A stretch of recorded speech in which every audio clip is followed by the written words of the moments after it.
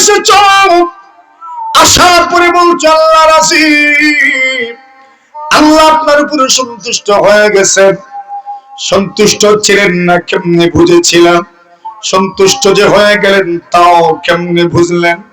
আল্লাহর ওলি বলেন, ওগো আল্লাহর ওলি, আমি যখন আপনার খেদমতে হাজির হয়েছিলাম তখন আমার মনের অবস্থা ছিল, আমার নামাজ পড়তে ভালো লাগতো না, রোজা রাখতে ভালো লাগতো না, নফল রোজা রাখতে আমার মন চাইতো না, তাসবিহ পড়তে ভালো লাগতো না, আল্লাহর জিকির করতে ভালো লাগতো না। আল্লাহর বলে গো, আপনার কাছে যখন আসলাম, আপনার সোহবতে বসলাম, দিন আপনার সোহবতে আমি ছিলাম, সোহবতে থাকার পরে যখন আপনি ব্যবস্থাপত্র দিলেন, প্রেসক্রিপশন দিলেন, আপনি বলেছেন দুরূদ শরীফের উপর আমল করার জন্য, আপনি বলেছেন খুঁজে খুঁজে তালাশ করে করে ইহতিমাম এবং গুরুত্বের সাথে নবীজির সুন্নতের উপর আমল করার জন্য, আমি ওই দুইটা আমল যখন কন্টিনিউ করেছি তখন আমার আল্লাহ আমার অন্তরকে এমন করে দিয়েছেন, এখন তো আমার নামাজ পড়তেও ভালো লাগে, রোজা রাখতেও ভালো লাগে, জিকির পড়তেও ভালো লাগে, তাসবিহ পড়তেও ভালো লাগে।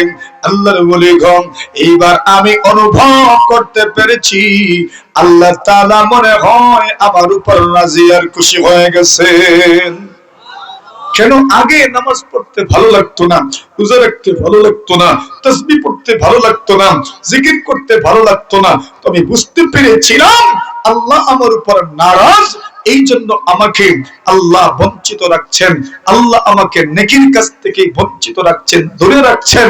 আর যখন আমি দুরূদ শরীফের উপর আমল করলাম, যখন আমি আল্লাহর রাসূলের সুন্নতের উপর আমল করলাম, তখন মনে হলো এখন নামাজ পড়তে ভালো লাগে, এর মানে আল্লাহ আমার উপর রাজি হয়ে গেছেন, এজন্য আমাকে আল্লাহ তাআলা নেক কাজ করার তৌফিক দান করছেন। জোরে বলেন সুবহানাল্লাহ। এখন আমরা আমাদের উপর একটু চিন্তা করে হিসাব করি, আমরা কত মানুষ এখানে আছি যাদের জিকির পড়তে ভালো লাগে না, যাদের আল্লাহ তাআলার সামনে আল্লাহর বরত্ব বর্ণনা করতে ভালো লাগে না, আমাদের যাদের নামাজ পড়তে ভালো লাগে না, রোজা রাখতে ভালো লাগে না, এমন মানুষ কি নাই মনে হয়? না, আছেন। এখন প্রশ্ন জাগতে পারে, এই মানুষটা কেমনে বুঝলেন?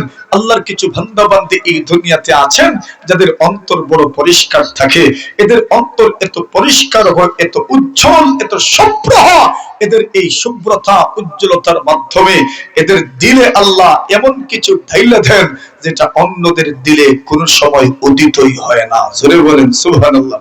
আল্লাহর বান্দা এমন অন্তরওয়ালার একটা উদাহরণ দিয়েছেন।